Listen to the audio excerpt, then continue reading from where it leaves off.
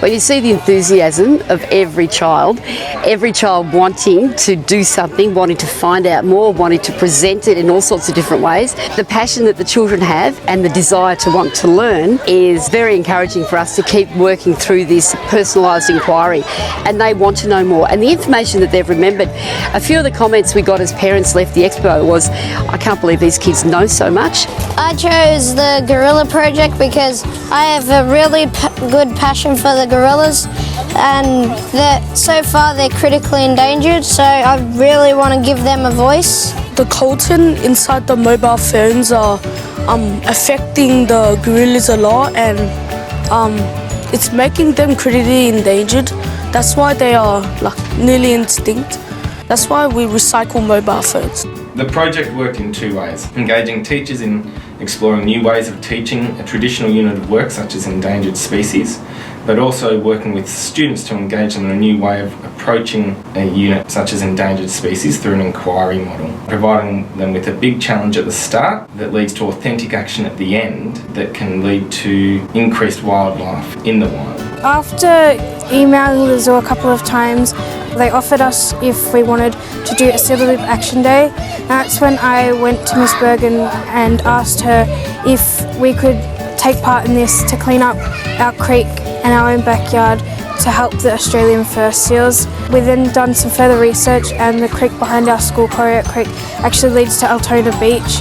So we thought this would be perfect to clean up, make sure people are aware of what's actually going into the creek, and that the school knows that our rubbish we leave on our yard is got to go onto the creek and affecting the Australian fur seals. In terms of building a whole community of practice around environmental issues, it kind of sits so comfortably with our own faith and our stewardship for creation, I suppose, and having the children understand their responsibility to act as global citizens. The importance of these type of projects in Catholic schools is around providing children with the opportunity to recontextualise their own faith, so they're understanding through such projects, what their faith means to them, and even sometimes find their hermeneutical space with such projects, especially in one where it's about the environment and animals.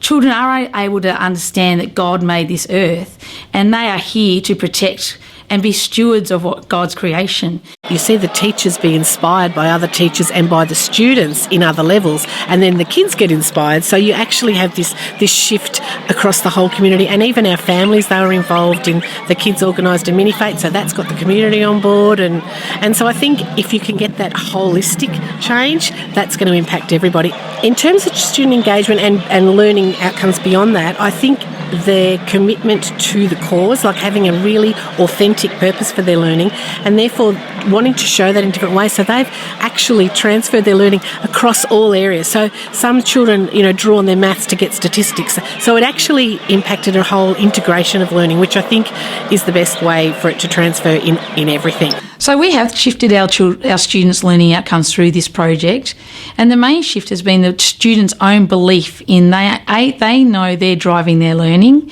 they know they're setting goals for themselves, but the teachers are there with them developing rubrics for their assessment, so they know what their learning goals are, they know what they're trying to achieve, and also the students are knowing this comes across all curriculum areas, and so they're hitting their targets that they know they need to learn.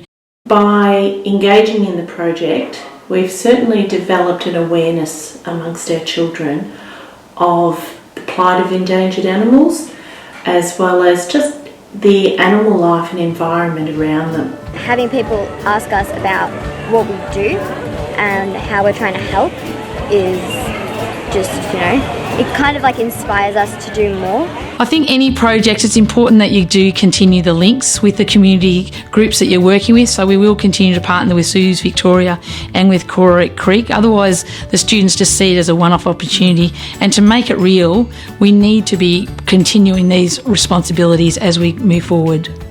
What we found, with the data that's perhaps after a 7 to 10 week unit of work, is that those attitudes have changed, and that students realise that their everyday actions can actually have a significant impact on wildlife locally and internationally as well. But more impressive is that the attitudes have actually changed to a sense of empowerment within the students, where they feel that the actions that they take can actually positively impact on wildlife locally and internationally as well. What's changed is, I suppose, their understanding of how they can be the difference in helping the endangered species, or what they can do individually, what they could do as a community, and what they could do even globally, taking it a step further. So I think it's encouraged them to I suppose, to think a little bit deeper and not just finding out facts about animals. Catholic schools should definitely try to do this project to help the environment and to save God's creation.